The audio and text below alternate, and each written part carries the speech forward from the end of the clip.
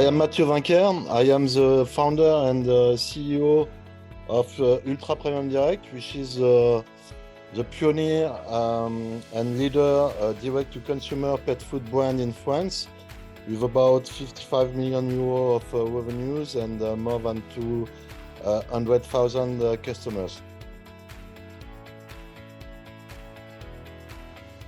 We have been, of course, we are facing a large trend for years of humanization of pets, and pet parents are more and more cautious about the quality of the food they give to their pets.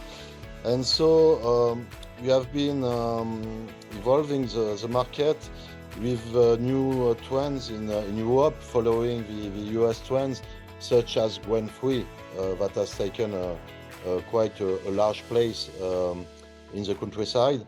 And people are more and more cautious about the transparency of the formulas, of the recipes that are given in pet food. And for Ultra Premium Direct, we have applied that with a very precise percentage of what we put in pet food as ingredients. And they are more and more cautious about that. And recently, with the inflation, we have a question of quality-price ratio that has taken a more large place.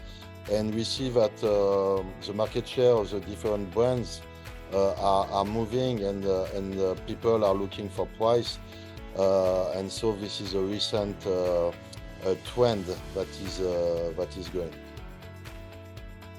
You've got the premium pet food, and you've got a kind of standard pet food, which is bought in supermarket, hypermarkets.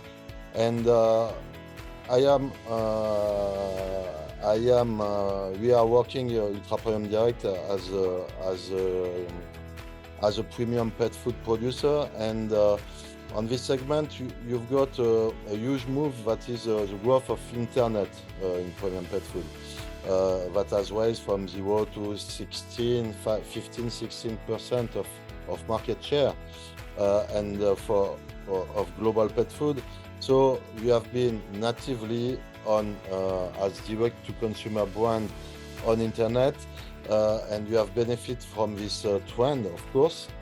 It allows us to have a clear positioning of direct-to-consumer, factory direct-to-consumer, as our model says.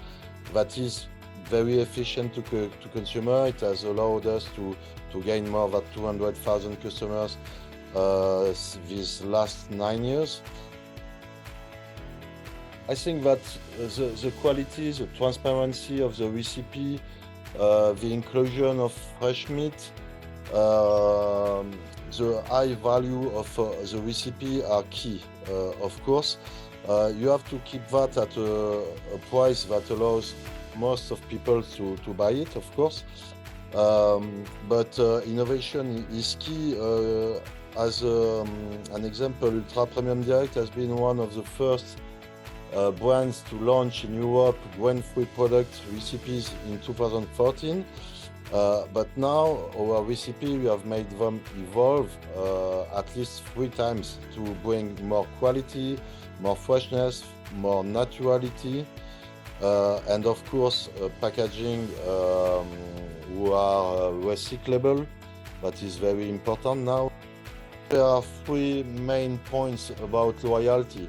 The first is to continue again and again to propose one of the best ratio quality price.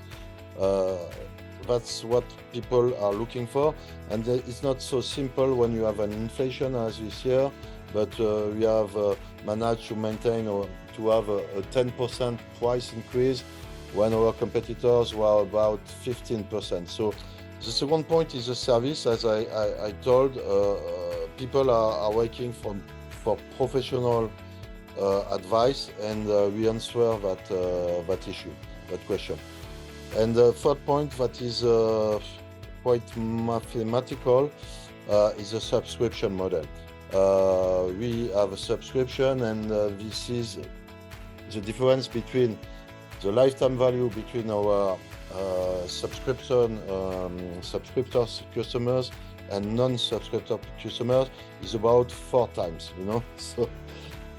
So clearly the subscription is key in terms of loyalty and lifetime value. One of the main issues is the question of labor and staff.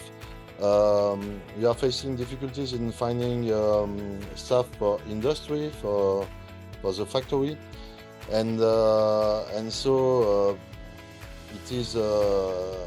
We have been working on our employee brand, you know, and we have been changing the salaries. For example, since 2020, I think that all our workers have seen the salaries raised by a double digit, maybe 12 or 13%. And so we try to be very attractive to workers and to new employees. The main point is the inflation, because the prices of the industry have been rising for premium pet food, and so this is a question: how will the market evolve in terms of volume following these rises?